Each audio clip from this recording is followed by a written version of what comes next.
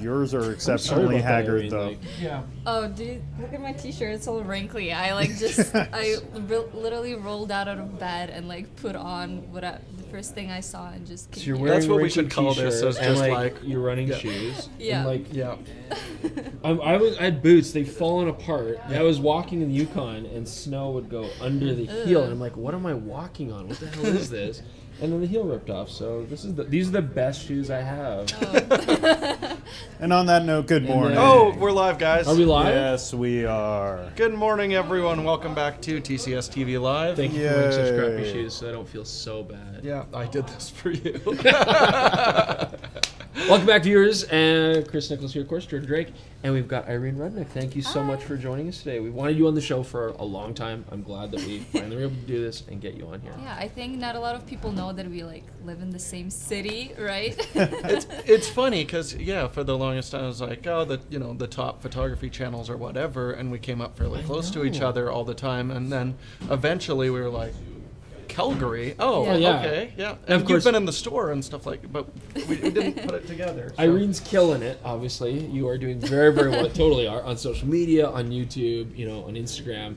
But do you get that often? Do people say, oh, where do you live? Or like, I didn't know that you were living in the same neighborhood? Oh, all the time. And on my Instagram and on my YouTube, you can easily find out that I'm from Calgary. I put it you put it right everywhere. there, It's right? really obvious, which is why we feel. People always ask anyways. Or I'll get, it's really funny, I'll always get a DM on my Instagram for someone from like India or Thailand or like Brazil, and they're like, hi, do you need a model? And I'm like, yeah, but I'm in Canada. It's a long flight. I'm kind of far away. They should just piece together like we're shooting indoors today. Like, oh, clearly it's terrible where Oh, you live, man. Definitely not climate-wise. Brazil. Yes. You should move to Miami maybe or something like that. Oh, I wish. But you know what? With all of the weather and like, I mean, it is pretty bad, and It's been terrible. It's really dry. But I'm so used to living here, and I just love to travel. So I prefer to just stay here and then travel. Well, it's just, we do want to talk about that later on. Just, we did talk about earlier, this winter has been really crappy. Oh my God, The it's weather's so been bad. terrible. I mean, what is it? Spring, April, and it's snowing. Like, we had snow yesterday all over the place. And so you're saying that it actually forces you to shoot inside a lot. Mm-hmm. But I think it's an interesting point that we want to get across to a lot of viewers, that you can take great photos just in your bedroom, inside. I mean, we definitely want to talk about that as totally. well. But why don't we start with how you got started, Irene? Like, how Oh. did you really get started doing this whole photography? thing? With photography? And you I would say And you were YouTube? definitely specialized into portrait photography. Yeah. So tell us about how that kind of started. Well, I've been always interested in photography since I was a little kid. I have some pictures from when I was like 10, and I took pictures of my sister. Those were still on, the point and shoot little film cameras, and my mom would always yell at me because I would ruin so much film. I'll just fire them up, yeah. Oh, all the time, and they were pretty expensive, and they had to be like printed out and all of that. But then I guess I was into other stuff, into studies. I regained like my interest in photography when I came to Canada. So when I was 18, me and my siblings and my parents just moved here to Calgary from Ukraine. That's where I'm originally from. And I was just really bored. I didn't have any friends. And so me and my sister would just go out and take pictures of each other. And mostly I would take pictures of her. Right. And that's pretty much how it all started. I would put it on Facebook, then my friends saw it, they wanted pictures as well. Cool. Their friends saw it, they wanted pictures as well, and that's kind of how it all started. Then I took pictures of some models from agencies, and But it really just started with just you and your friends taking Yeah. pictures Oh, of them, totally. and then other people Yeah. kind of come in. Does that still happen though? You must still get where All models the will be time. like, Irene, hey, I'm in Calgary. I would love to shoot with you. yeah, and I'm really lucky to have really good looking friends. Yeah, I don't have that problem. A lot of my girlfriends are one of my best friends, Anna, used to be a professional model. She's not modeling anymore because she has her own business. She's a business lady now. But she's absolutely beautiful, and I still Perfect. take lots of pictures of her. So whenever we're hanging out, I'm like, hey, do you want to like take some pictures? And she's like, sure. Very Same with cool. my sister. Whenever she's free, I love taking pictures of her. Yeah, my friends ask me all the time, and it's fun. So I'm always down. Well, I think that's a great example of your photography is one where you just don't have set up a lot of barriers for yourself, right? It's like, I don't have a bunch of expensive lighting gear. You know, when you were starting, I'm sure you didn't have the fanciest equipment, but it's just like, I want to take pictures today. I've got a sister, I've got friends. Yeah. Absolutely.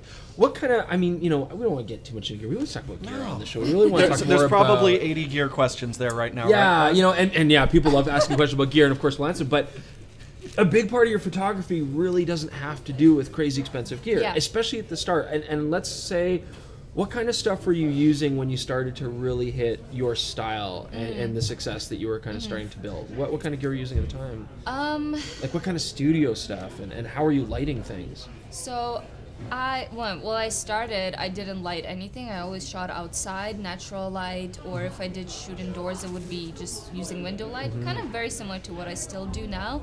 I would say when I really realized that I love taking portraits, specifically that kind of fairy tale romantic style that I do now, Right. probably I would say pretty early on, maybe like 2 years into shooting, because when I started out, I actually was really into fashion.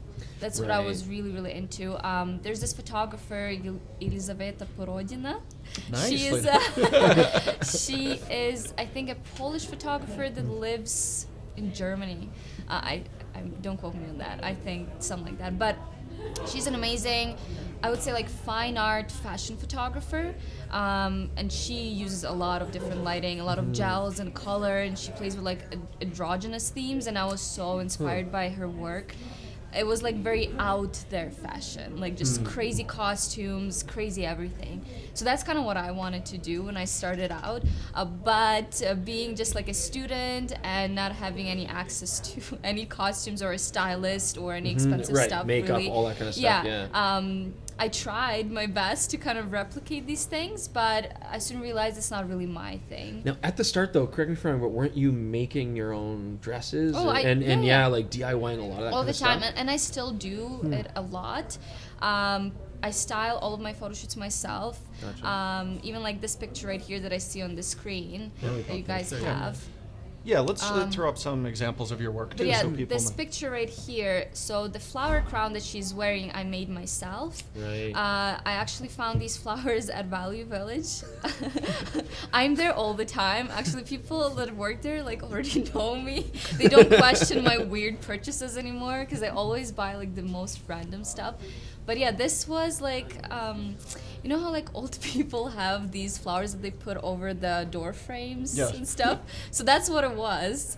And So it smells like old it smells people in Value horrible. Village, but it looks really nice on smells camera. like Yeah. dust and just it smells horrible.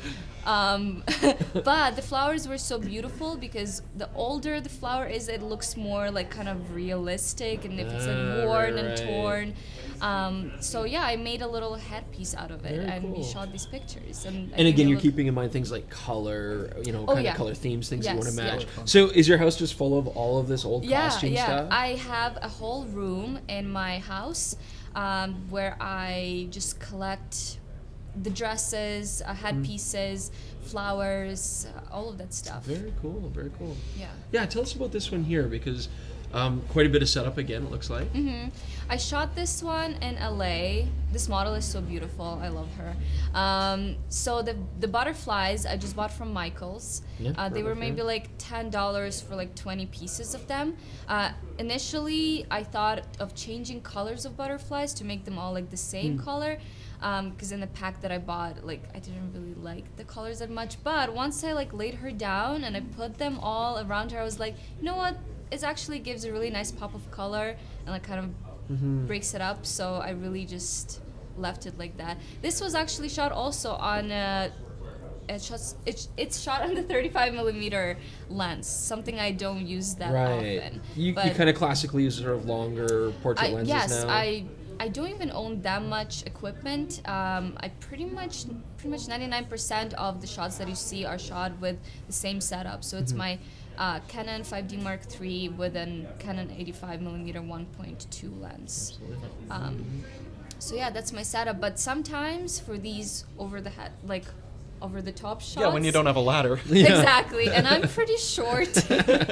So I was just standing on top of the model like this, and I didn't even see what I'm shooting because I still had to hold it like this. And I just shot it with my 35mm. Very cool. Which 35 is that? Sigma. Yes. I love Sigma. Yeah. Is a big part of the photo making process, you know, we always talk about camera gear, and we always talk about the latest cameras, and that's the nature of our business, right? You know, dynamic range, all this kind of stuff. But when you're doing this kind of photography, you did a really interesting video, and you kind of started on you were telling me a Canon XSI. Yeah. And 50mm 1.8. And I know a lot of people were kind of giving you flack after a while because it's the internet, right? It's the worst place ever, And they're like, hi, everybody. You know, we love you all. And it's, you know, but you were saying that, well, tell us the story. I mean, you know, why did you make this video with this XSI at 50mm again? Well, you know, after having a YouTube channel for so long, I try not to really take any negative comments to heart, you know. You have to learn that pretty quick. Although it's hard to do because whenever you put something out there that you worked hard on and, you know, people come in to like tear it apart, it's hard not to take it to your heart, but you know, like you said, it's the internet, so we have to learn to just ignore it. You just have to get used to being broken inside, and Pretty once much. once you're just a Have shell no of a soul. person, then it's really easy to go on and skim through. So Poor self-esteem, I find, works really half well of for my me. soul is already broken down. I'm on the way there.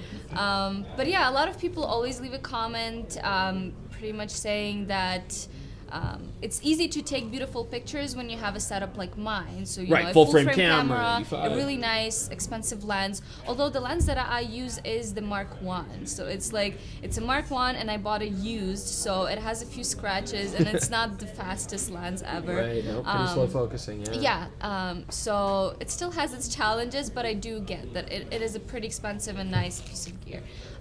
So I thought, you know what, I'm going to show people that you can take something really cheap, like the very first camera that I've ever had, which was Canon Rebel XSI, which I think now, I don't Like even know, $100? do they sell it still? Yeah, I know. We turn people away. Yeah, like, we wouldn't take it in on can I consignment sell here. this? Or like, we can I'm donate pretty it if you want. Exactly. You know, a I'm student pretty might sure you want it. can buy it used for like $100 or something. Pretty much. And I actually shot it for the video still with the kit lens. So what is it, like 15 to 50 Oh, millimeter? 18 to 55. Something like that. So I still shot it with a kit lens.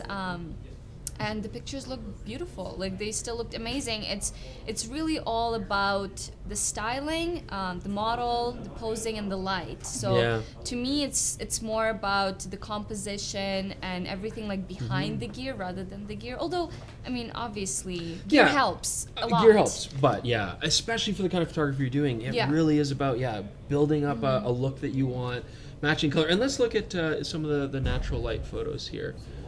Yeah, so when you show up and you've got a model that you've been meaning to work with and stuff like that, do you generally go into it beforehand, like, I know exactly the style I'm looking for, and you're just looking around the location for light that's going to match with that vision you've already had? Yeah, so my process is usually, if it's a very spontaneous shoot, I'll have the model come over to my house, into my craft room, where I have all of my costumes. Right. And we'll pick out an outfit for her, just on the spot. Anything that kind of fits her nice, would work with her skin tone, with the hair color. And again, just kind of depending on, are we going to shoot on location, and depending on that location, is it somewhere near water, on the beach, or is it like a woodland type of theme, right? So I'll kind of put it up to the theme, and then we go out and shoot. I usually try to shoot during golden hour. That's my favorite time of the day, so whenever I can, I will.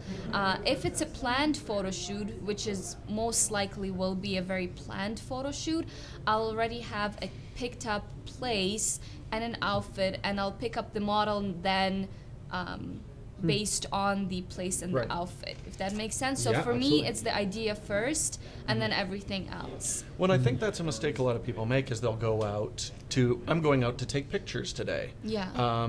Where someone like yourself is someone who, you know, creates a picture. You know, they go in, pre-visualize what they want to do, and they find the pieces that they need to assemble it. Which, you know, coming from like a video background as well, that's how we make movies and things like that. And I do think that's something a lot of people should really try to, you know, go out and say, I want to make a picture like this. And I think it's great to you know, if you're inspired by some of your pictures, say like, can I do something similar to that, and go out with that particular objective? Because I do think a lot of the time people just go out and they're like, oh, see what I find. I think I think what has to be appreciated, and you know, people who know your work, they know that you do have very good Photoshop skills, and you do use editing to enhance your photographs. Absolutely, right? I mean, you were even saying if we go back a couple shots there, so this that, one, so you're saying that there's actually cars in the background there, and you know, you use creative techniques to basically blur them out. I wish I brought like the original picture just to show you guys like before and after. But there is a YouTube video on my channel where you can watch the behind the scenes and see kind of what it actually looked like. But behind her is just a street with parked cars. But I really like the light just in that spot. It came right through the trees and like a beam of light, and that's like I love shooting that way. It's a very similar picture if you go one forward. Yeah, this one. Very similar type of light. Pretty much the same. And it's also like on the street with the trees in the background. But this one didn't have any cars, no people, nothing like that. Yeah. But the other one, pretty much all of the background is like photoshopped. and I think, you know, you do Photoshop. Absolutely. I mean, we all do now. But I think the big thing that people can take away from it, and what I love about when you watch your videos, you're showing a lot of behind the scenes stuff as well. You're not just showing the final photos. You always show, like, this is how I do it. This is where we are. And I think one of the big takeaways is that people have to appreciate Photoshop's not magical. It doesn't make beautiful photographs. You have to find good light. That's very true. And if the picture from the start is crap, like no amount of Photoshop is going to fix it. And sometimes I'll even think that. So like, let's say I took a picture that I'm like, I can probably make it better with Photoshop. I'll save it. And then I go in and I'm like, no, it just doesn't I work. hate it. I hate it. Like if the picture from the start, if the base is wrong, then no amount of Photoshop is going to fix light, it really. styling, working with the model well. Ron, do we have any questions? We've been kind of talking here for a while. I've got one. Irene, what does film provide you that digital can't give?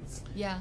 And we should preface that because you've just recently started shooting film and really getting into film. So tell us tell us why you're into that process. It's I think I talked about it a little bit in my video, like when I first shot film, but I watched a documentary on Netflix about it's called Finding Vivian Myers.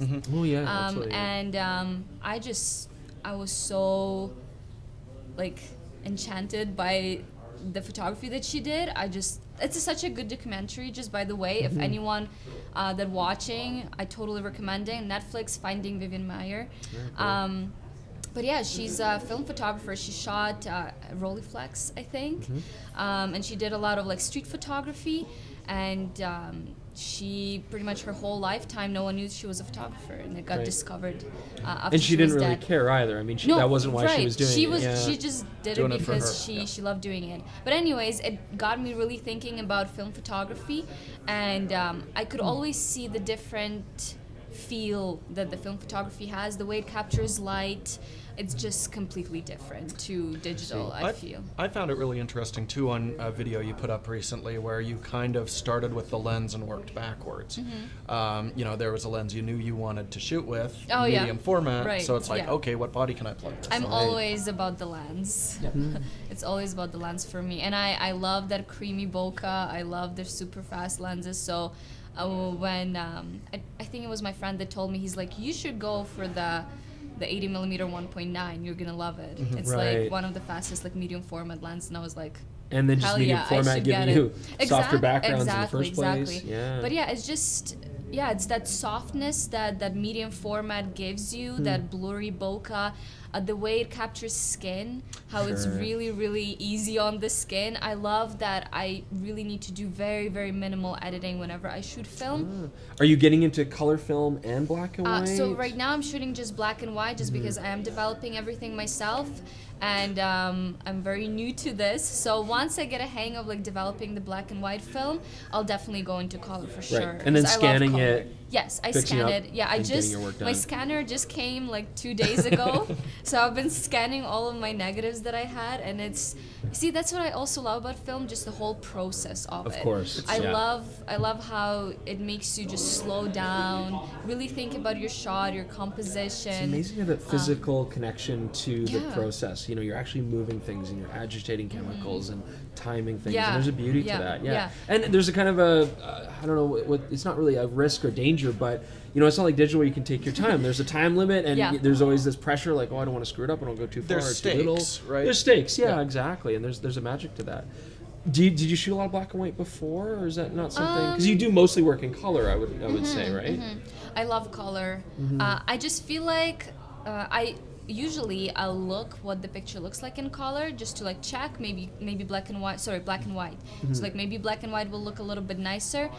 But most of the time I just prefer color because I put so much thought Right. into the outfit itself and matching it with the background. So that's why I feel like, you know, it creates a bigger impact than a black and white picture most of the time. Do you find that your process has changed now that you're shooting black and white? For black and white pictures, of course. When Yeah. if I know that I'm shooting black and white, I don't care that much about the colors. Right. I can put any backdrop. It just depends more on the texture of the Right. backdrop.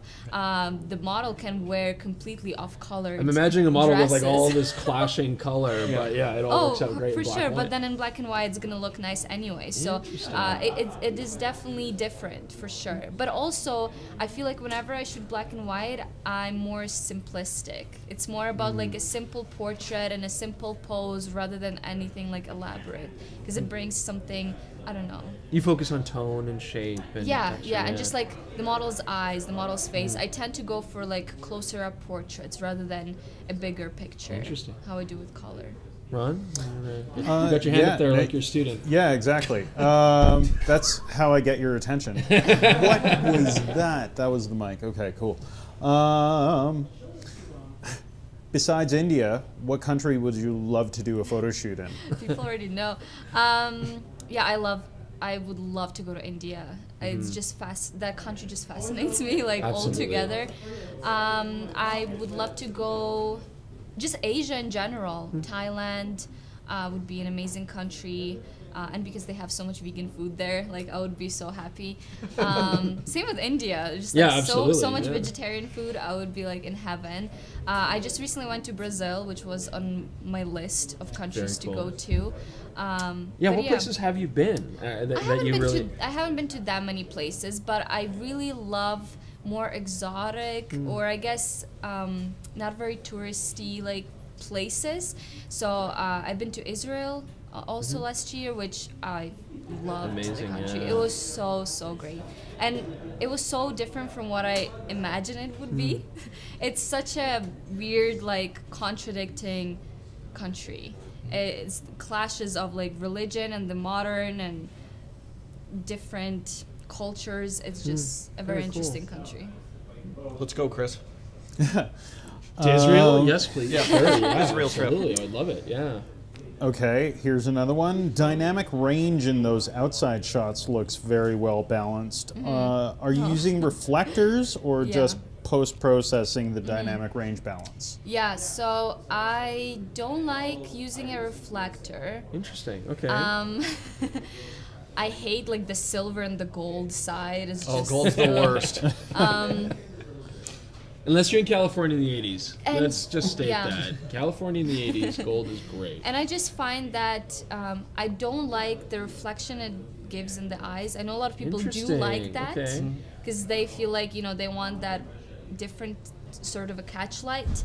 But I find that I will still get a catch light even without using a reflector. The light reflects from everywhere. It even reflects from an asphalt, like, you know, from the Right, ground, absolutely. from trees, everywhere. So I will always still get a catch light in the model's eye. And if I do need to intensify it, it's easier for me to do it with post-processing rather than like holding a reflector, if that makes Interesting. sense. So what do you use then for modifiers? I don't use anything. Yeah, just the ambient It's light. just natural light, and I do shoot backlit all the time, and a lot of people are kind of baffled by like, okay, how, so you shoot backlit, so how is the model perfectly exposed? So what I'll usually do is I'll underexpose the picture just a little bit, not a lot. pretty much kind of shooting more for the background rather than the model. Oh, interesting. Okay. And then in post-processing, I'll just layer mask the model and make it her a up. little bit brighter. Honestly- that's pretty much it. Well, and that's fine. I mean, we're getting to a point with cameras where you really can do that. The Yeah, shadow detail is yeah. incredible. It's you can pull easy. these things up. You know, maybe 10 years ago you couldn't, but Yeah, we have the yeah. technology now. We can Yeah, do that. and for me, whenever I'm shooting, I'm so focused on photographing. I do not want to think about a reflector or a light or like moving it around. I want that freedom of just, if I want my model to climb on this rock, then she goes on there and I go with Right. her. I don't have to bring like a stand You don't with have a to light. move Or stuff. just bring and- assistants out, Yeah. right? And or and- bring assistants, exactly. I do not, I don't know, a lot of my photo shoots are spontaneous and, you know. Yeah, I mean, just- we should say you're pretty much I don't like alone in a bringing- lot of these yeah, situations. I don't like right? having too many people around me. It's just most of the time just me and the model. Makes it, I don't know, makes me a little bit more focused on what I'm doing. Very cool, interesting. Ron, Anything else there, Ron? you want to talk about?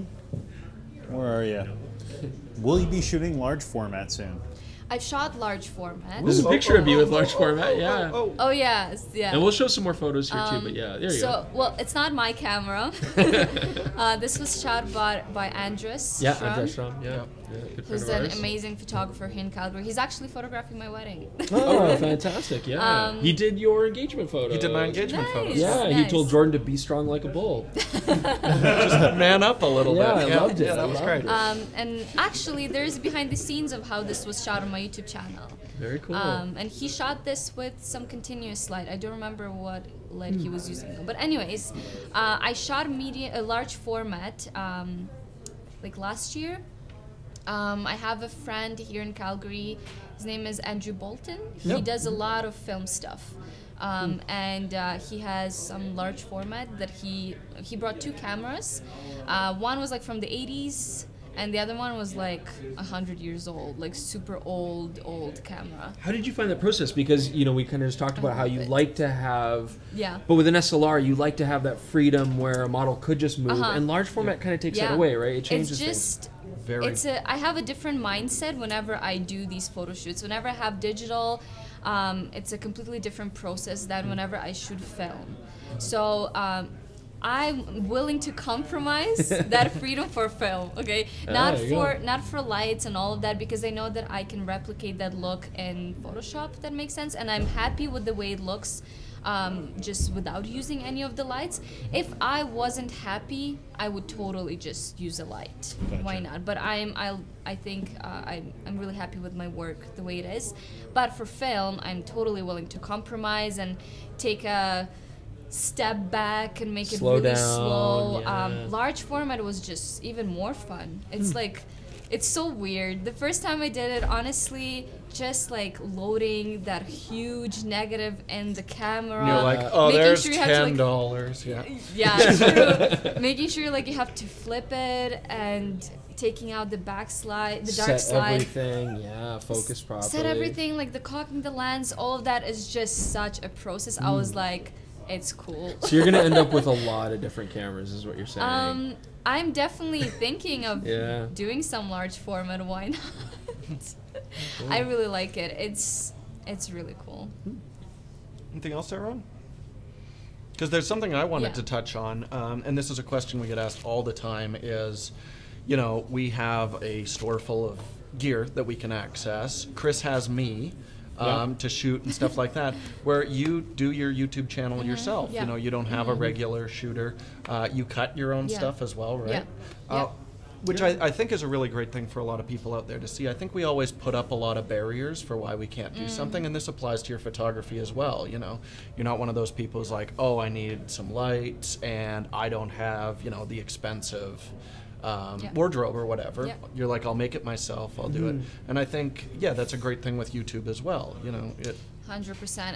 I hear it all the time. People telling me, oh, I wish I could do YouTube, but I don't have a camera. I wish I could do photography, but I don't have this, I don't have that. Yep. But the thing is that whenever you're starting out, you're not going to be good anyways. Like, everyone starts out from, like, you know, if I look We at were my old terrible. photography, it's really bad. Same with my YouTube videos. When I started doing YouTube, I mean, those videos are cringe. Like, they're bad. They're really, really bad. But you have to start somewhere, and then you build up on that, and you become better. Maybe then practice, you yeah. invest in better gear. So it's honestly, even for YouTube, even if you don't have a camera, just a webcam is totally fine. Well, and for Like, the first while as well, like you said, it's not going to be great. No Yeah. one's put out a first YouTube video and it's awesome. So yeah, I would say just like start doing it Yeah, now, just and start the doing gear it. will come as you get Exactly, better as well. exactly. And yeah, like you said, I do everything by myself, but I'm starting to think that at this level now, I'm probably gonna invest into getting someone to help me out with the filming. Because yeah, it is pretty hard, and I do feel like I could definitely increase the quality of my videos for sure. I actually, yesterday I was learning some graphic motions. Oh, there you go. because, Yeah, you're, I got to get some started 3D on that too. models. And Yes, so Irene's name's soon- gonna fly into Soon you're the gonna have screen some and- crazy stuff in my videos, Very okay? cool. Some really cool transitions. That brings up a question for me, because when we started, I think there's a lot of people who love your channel because you really do show how not anybody can do it. You gotta have the right feel, you gotta have the right passion, but totally. how a lot of people out there could be doing something like this, and you really show how it's possible, which is a beautiful thing.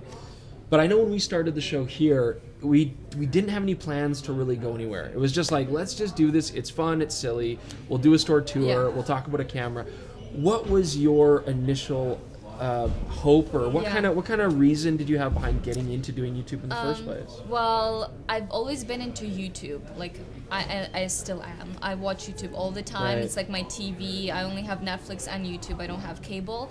And I've always wanted to start a YouTube channel. I just never knew what should I do. Like, makeup, fashion, or something like that was never like And that why? big of an interest. Why did you want to start a channel?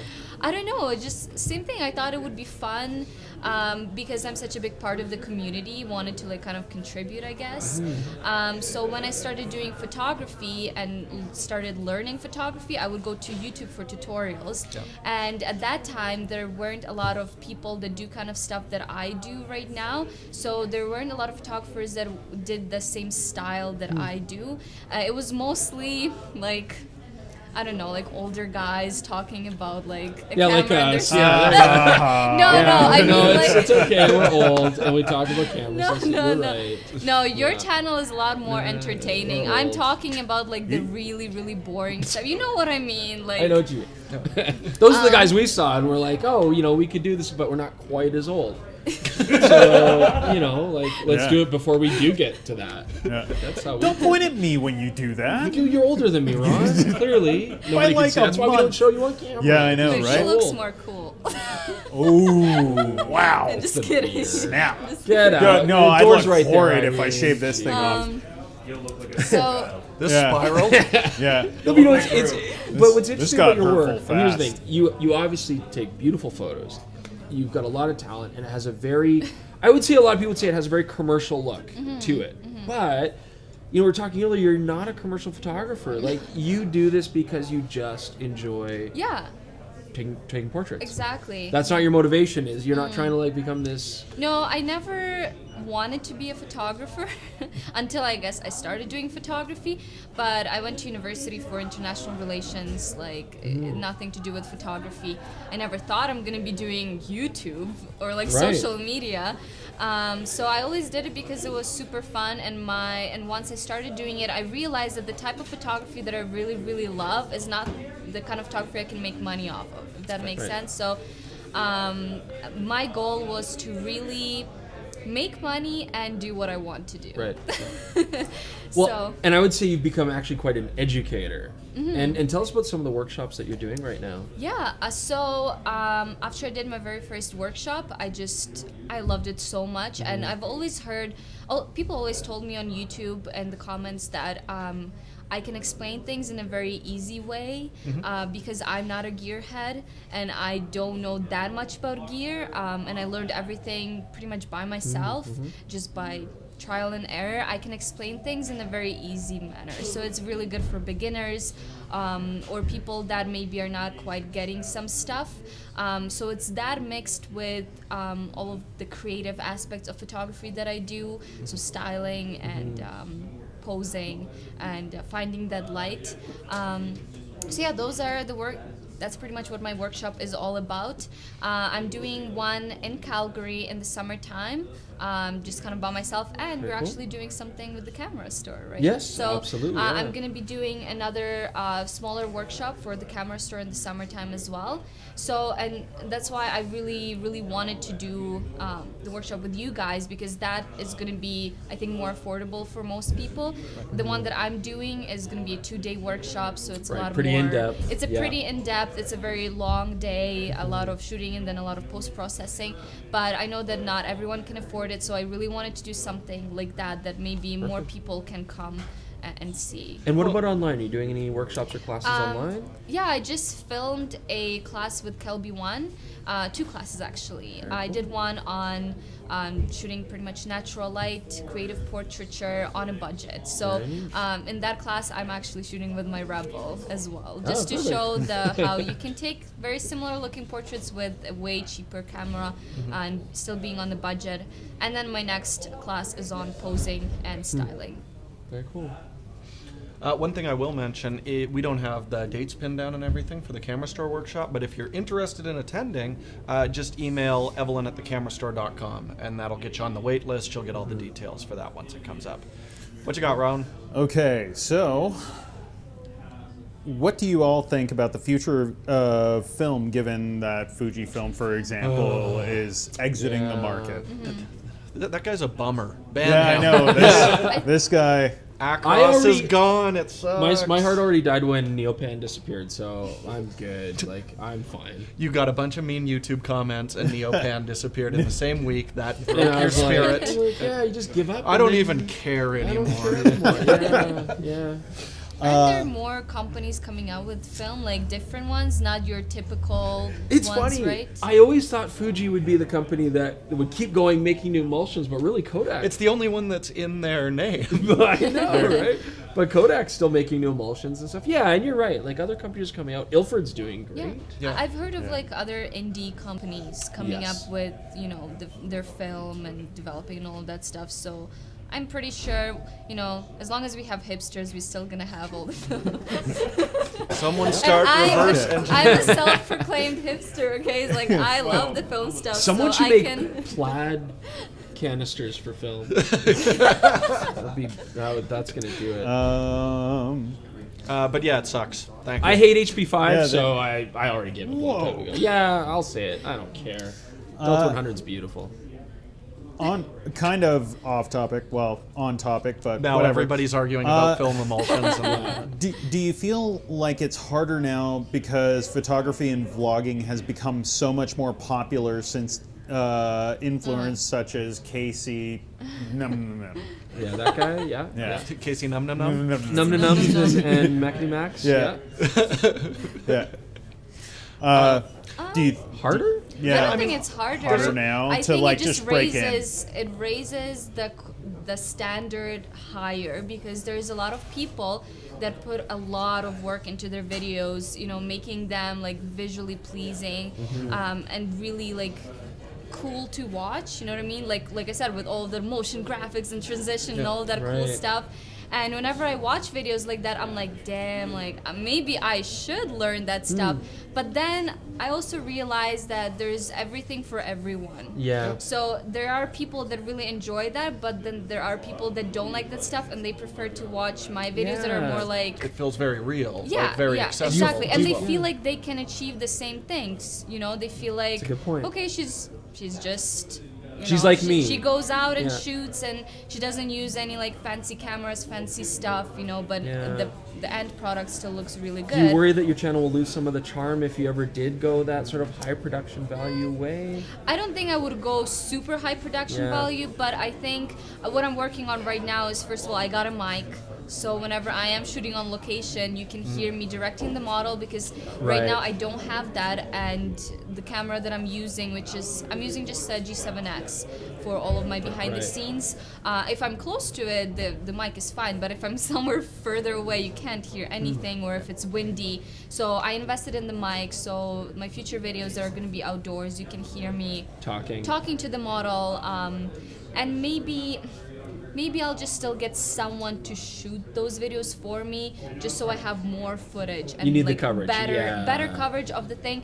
It doesn't necessarily have to be like me starting a video with like, you know, the typical stuff, like you open the car trunk and you're like, hey guys, Yes. you know, and like all of these little cool things.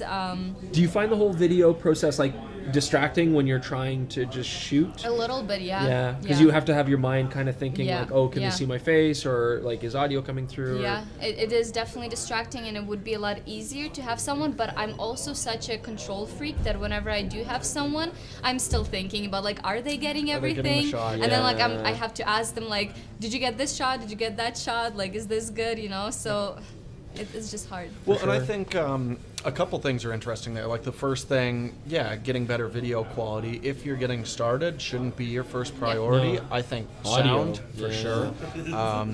That's the biggest way to set yourself immediately apart from everyone else, because everybody's like, I'm starting vlogging, so I need 4K. It's like, no, you need sound. You need Like a sound. rig But with also- Mark IV. Yeah, exactly. Yeah, because it's got the big crop. It's 10 feet away. Yeah, I want from to see you yeah. like SLR in one hand shooting, gimbal in the other, Yeah. with another SLR. That'd be awesome. I want to see that. But also, we kind of had that back and forth with our show. There was a period there where I was like, I need to ramp the production value up. And that's when we would go out with assistants and slider shots and reflectors. And people were like, oh, this is clearly sponsored content. We actually got pushback on it when we started doing the high. So we've kind of found a middle ground. So I do think, yeah, it's not a matter of like, how professional can you possibly get it? People still want it to feel grounded and like they're out there with You know, you. we talked about the Casey Neistat's, as I know, but you know, it's a good question they brought up. You know, we talked about Casey Neistat's, oh, sorry, Num Nums or whatever, and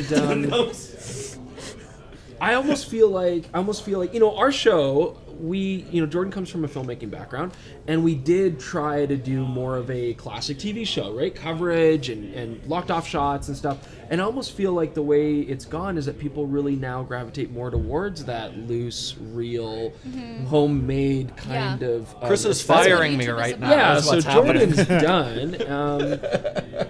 You know, but maybe there's something to be said for that. And like you said, some people do like the Yeah. structured, clean setup, and some people like the charming, real, indie kind of feel. I Yeah. think there's room for both, Yeah, honestly. for I think sure. I should Hopefully. remain employed. And, I think the type of videos that I think that is like a balance of, I really love Mango Street. I don't know if you guys watch their channel, but and I met them in LA last time that I visited, and I really love their videos because they are very nicely filmed, and they have all of those like transitions, and everything looks very beautiful. But with all that being said, I feel like they add like something a little bit different to the whole genre of like doing these type of videos. And I think, yeah, if anyone, I think they're like the best ones That's an at doing interesting that model stuff. to follow. Yeah. Ron, I'll let you talk now. Sorry. Yeah. Let's see. Have you ever looked back on your body of work and thought, have I overprocessed? Oh, my old work for sure. And it's kind of like a 5-parter question because a bunch of these questions We'll let you started talk, coming yeah. through. Do you think that post-processing is becoming an even bigger part of photography or an even bigger part of photography rather than just taking the picture? I don't think that it's becoming. I think it's always been a part of a process. It just depends on your work. If you do street photography, you're probably just gonna put like some kind of filter in Lightroom, and that's you're toss done. contrast at it. Yeah, little bit of- yeah. little bit of curves and you're done, Some yeah. grain add to it. Neopan grain. Yeah, you'll just put an Acros preset on it and you're But done. and if you know, it really depends on your work. If you're doing commercial work, if you're shooting products, you're gonna do crazy amount of post production. Sure. If you're Yeah, doing like advertising is insane. movie, theater, like what what is it called? Posters. If you do that, I mean, that's crazy amount of editing. So it really depends on what you do and what do you want your work to look like. So I don't think it's getting any more or less. I think it's just, again, depends on the personal, personal preference and your work. I definitely look back at some of my old work and I feel like, wow, like I dodged and burned like the hell out of this picture. You must reach a point where you've also learned new techniques and then you're like, oh, I can go back and use that because I didn't know that back when I did that. I feel like when you're starting out doing photography, it's very tempting to kind of put lots of stuff onto it to make it more interesting, right? So like you take a picture and it's like kind of boring, but then you think if I put some crazy filter on it, it's gonna look a lot cooler, and we think, wow, it looks cool now, you know? Let's put an out of focus unicorn in the back there, see if people can spot it. So I think that's what a lot of people do. They really over process their work when they are starting out, and then they kind of when they get better and the base picture looks a lot better, you don't need as much, and you kind of go back a little bit more. Here's a great way to put that. Do you spend more or less time editing your images now per image? No, it's about the same amount of time, but I try to make it look more natural. So now I'll spend more time on skin retouch, but that kind of retouch that will look very natural still, where you can still see the pores and it's not just like you put Gaussian blur all over the face, you know? So I think the key is still you got to find the right light. Like you said, I mean, you could post-process all you want on a photo that has bad light and it's not going to work. Yeah, for sure. Will you ever shoot anything else other than portraits? I really, really love portraits, and I don't really have any... I don't really like shooting landscapes or... Actually, okay, no, never mind. I actually watched one of your live streams when you had a photographer. I totally forgot her name and I feel so bad, but she does astrophotography. Monica, Yes. And I was like, I want to do that. It is a very cool experience, So I would love to do some astrophotography. Well, she has an astrophotography workshop coming up in a few weeks. Oh, yeah, you guys should collaborate. Yeah, I think it's really, really awesome. I love to combine like landscape with portraiture. So like there's that picture. That last one, like that picture right here at Lake Louise in Banff. I love combining that type of stuff, but I still need a person in there. Fair enough.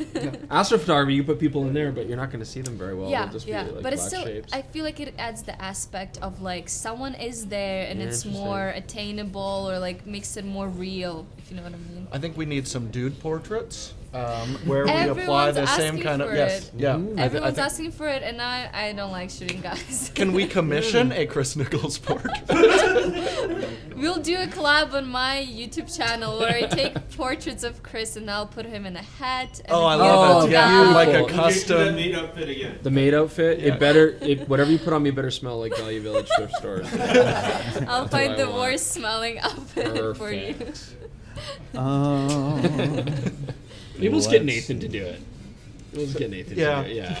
I appreciate it, but I think let's get Nathan to do it. Any interest in doing photographic processes on large format cameras like wet plate, colliding, or platinum prints? I would love to do wet plate, and I think there was a photographer coming here to do a wet plate workshop as well. Last February. Yeah, last February, but I'm sure we'll have back, And there's another photographer from Vancouver that does it.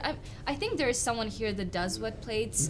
And I've contacted a few people because I really, really want to do it. I would love to. I think it's so cool. All of that stuff fascinates me, like just the pouring the chemicals and like... It's so interesting. And the other thing we were talking before the show, and I really love this too, and you don't see it, is that like classic Hollywood, like silver screen, 20s kind of Hollywood lighting. Because portraits back then, they were done with very small, hard light sources. But it's beautiful. It's very dramatic, beautiful kind of stuff. Yeah, I'm really into like 50s and 60s right now. Very cool. And Aperture just sent me some of their mini lights. So they're... I guess it's like that 120D, but like a mini version of right, it. But still a hard light. Yes, Hard yes. light, yeah. And I thought I'm gonna use these to create those type of 50s Hollywood type of portraits. So maybe put one in the background for spotlight and one on the model's face to do spotlight that way, and Absolutely. just do some cool black and white film portraits. Very Well, and cool. I think it is really cool that we're starting to see with the lighting the ability to emulate those old classic types. Because for the longest time, it's been either old hot lights that every model in the world hates, or big LED panels, which isn't a very creative No. type of light source. And it was just such a beautiful aesthetic, Like you see all those portraits, anybody from that kind of era, and they all look beautiful. Yeah. No matter who they are or what their face, they just look beautiful. There's just such a cool aesthetic to it. Well, and it's nice because it's not a very the thing everybody's trying to make a very natural looking portrait, but I think there's a lot of fun you can have with something that is very distinctly Stylistic, yeah. artificial. Yeah, And for sure. that's the look of that era. I think it's on its way back. Ronnie, more questions there? Let's see. That's our show signature, as Ron going. That's what he does, yes. Okay. Ron reads. We should do a thing where Ron What? reads bedtime stories. He's Between like, every paragraph, there's a As I'm As he flips flipping the the page. pages. The mouse ran up the clock. So, what is your color workflow? Do you use color calibration charts? No, I have a monitor that's already calibrated. It's don't ask me what it is because I don't remember actually. But again, because my fiance chose it for me, But he yeah. chooses all of the like gear things that are not like cameras, or he'll still help me with choosing a camera if I need it for something. But yeah, I have a monitor that's specifically made for editing, so it's Right, already right. calibrated, and I don't have to worry about it because before I started working on the PC, I was working on a laptop, and it was a struggle Oh, with yeah. the colors, and With a non-calibrated monitor? it's Yeah. horrible. So I would never go back to. I hate editing on any laptop. Whenever I'm traveling, I never edit anything. I wait till I get home Interesting. to edit on my setup, where I have my PC, where I have my editing tablet, where I have my monitor that I know that it's calibrated and the colors are gonna look the way they're supposed to look like. So, and then I guess for web usage, just save it as sRGB. That's it. Absolutely. It is funny, that's something we always struggle with, and I've kind of let go a little bit on the YouTube side of it, because I was looking at our videos on different web browsers even, and Yeah, there's a And it's completely so different. Yeah. So at a certain point I was like, I will get it close on my laptop, but at the end of the day, whoever's viewing it isn't probably going to be looking at a calibrated monitor. Plus, every So- time Jordan really tries, people are like, "Oh, your coloring was terrible." color was- Like, what? And then when he's like, "Oh, I screwed up. I didn't have Let's time. just I don't throw it care." out. They're It's like, I embargoed. really love the grade on that. Isn't it was it so funny? beautiful. I You're feel like "Can't-" I feel like that happens a lot with my videos, just in general. Like I'll work on a video like a lot, I'll make sure that the editing is nice and the music is nice and I filmed it really well, and then it like doesn't do very well. Yeah. And then I'll throw something together really quickly because I'm like on the timeline, and I'll upload it and it gets like Yeah. freaking 500,000 views, and I'm like, how did this happen? Yeah. That's how You YouTube know. works. So we should stop Thanks, trying. Casey. So we should Yeah. stop trying. Yeah, Casey Blumblum. Funny, just do a YouTube show. Just don't try the whole thing. Just like the laziest show. I bet it would do really well. Yeah. Well, you know what to expect in the future Yeah. from us. As long as you have a good thumbnail. Way down. As Yeah. long as I have a good thumbnail and A clickbait it's headline. interesting. Yeah. My last video, a lot of people got really mad. Did you do a clickbait video? 5 I what? thought What it were the was 5 hilarious. things that you did? I thought it was hilarious, and I knew people were gonna get mad, but I did it anyways because I thought it was really funny. But I did a video about my new camera, which was a film camera. It's the Mamiya 645 Pro, and the thumbnail looks like this. I'm holding the camera and it's blurred out, and then it's like Canon ? Sony ? Oh. And Oh, the you're title the is worst. called My New Camera. So I had a lot of people that like Sony that thought that I'm switching from Canon to Sony, because a lot of people are right now. Yeah. Really excited about this video, and I guess they click on it and it's just me with my like film camera. You just melted their brains. Yeah. Like, I just thought it was funny. You're I- the worst, Yeah. except at YouTube. I mean, a lot of people got the joke, Yeah, and a lot of that's people cute. didn't, and were really angry. Canon was probably Well- terrified. Well, our recent camera hacks video is our most disliked video on a like to dislike really? ratio. Yeah. Speaking of, why Canon for your go-to camera? Is it the skin tone color? Have you tried other brands? Yeah, I've tried Gary. other brands. I've shot with the Sony actually, and I mean, I don't care Give 'em that the much top about the ones. color tones because I do so much post-production. I can just fix it easily. It's not that big of a deal. Why Canon? When I started shooting, just in general, what I did is I went to 500px and I looked at all of the photographers that I really admired, and I just looked at what are they using. Right. And pretty much all of them were using Canon with the 85mm 1.2, and I was like, okay, this is the look that I want. Right. This is the gear that everyone is using, so I'm gonna go for it. So I did, and I've been really happy with the setup, and I didn't feel like I need to change anything. So that's why I'm still with Canon, I guess. It's not no particular reason really. I'm just familiar with the, with the way the camera works, with the buttons on the camera. All of my lenses work with Canon. What are you laughing at? Those actually look really good. They do not. Speaking of Canon, we just got these brand new Nikon sunglasses in the store. Yeah, That is these are weird. Nikon brand Wait, sunglasses. well, what is Yeah. different about them? I mean, Nikon's always made lenses, but this is now like 80s action star aviators. They're actually really nice. Look at you can bend them. Oh. Oh, that's But weird. anyways, just a quick play. I thought Gary's playing with some glasses. Would you like some sunglasses to play with? Sure. Yeah. Can we get Irene some glasses I there? don't Get, have get us, keys. get us some Oh, glassy no, I ones. don't work We'll here, figure it remember? Oh, right. Yeah. Slaves don't get keys. So that was clearly a sponsored plug. So I know. We gotta put something in there. It's a new product, you know. But yeah, we sell sunglasses now at the store, all different styles. All Nikon, all Nikon branded frames. I so think we- as long as it's not Squarespace, people are happy. Yeah, exactly. Yeah, Yeah. no Squarespace here. But it's funny because I have 2 more videos coming up in like June, July with Squarespace. They all have to pay the bills. yeah. Yeah. Any more questions there, Ron? We got 5 minutes. here. Well, yeah, we got 5 minutes, so this one might actually fill that slot. How do you attract an audience to your YouTube channel? Does it grow naturally, or do you try to reach out to potential attract. viewers? Just wear yoga pants. I'm Just- kidding. Chris, there you go. Yoga pants. It's my secret. Jordan, yoga pants. I'm not Yeah. against that. What? Against? A lot of glasses don't look good on me. Against- I have a very Those small look pretty face. good. No, those look pretty good. There you go. yeah, let us know in the comments which of these you prefer. Sorry, go ahead. I feel like I look like the Asian bad guy in an 80s action movie. Right, Gary? I'm okay with that. You look I am pretty good. too, You but need I mean, a little less beard on this side. you know, yeah, Yeah. and just like a submachine gun. Yeah. Oh yeah. Yeah. Oh man. Getting out of a Trans Am. Did someone have an interesting question you were saying there, Ron? Yeah. I just asked it, but whatever.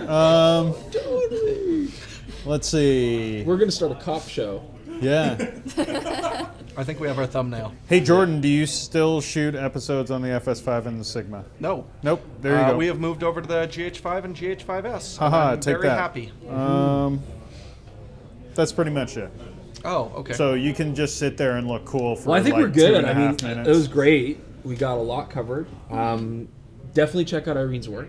Yeah. Go to Instagram. We'll Yep. put all that up. Check out our YouTube channel. But yeah, you're killing it. You're killing it. And And let us know what kind of collaboration we should do with the camera store on my channel. there you go. And yes, What do you want to see? workshops coming up. Yeah, workshops coming up. Yeah, absolutely. I Amazing. mean, you know, I want a DIY Chris dress photo shoot. we're not doing Christmas photos. But yeah, check I out think it's up Irene's to the work. viewers. Yep. You Yeah, know let's they're ask gonna the say viewers. yes. You never ask the viewers what they want. Maybe that's part of our problem. Yeah, that might be it. But yeah, thank you so much for coming on the Thank show. you guys for Thank you much. having me here. It was a lot of fun. Absolutely, yeah, fantastic. Thank you so much. And We'll see you guys in a we'll couple see you weeks. guys in a Check couple out weeks. Irene's Instagram and couple Twitter weeks, and big everything. show, big Yep. show. It's a really big show. Dang. Bye guys. Have a great Bye. weekend. Bye. Kisses. See ya.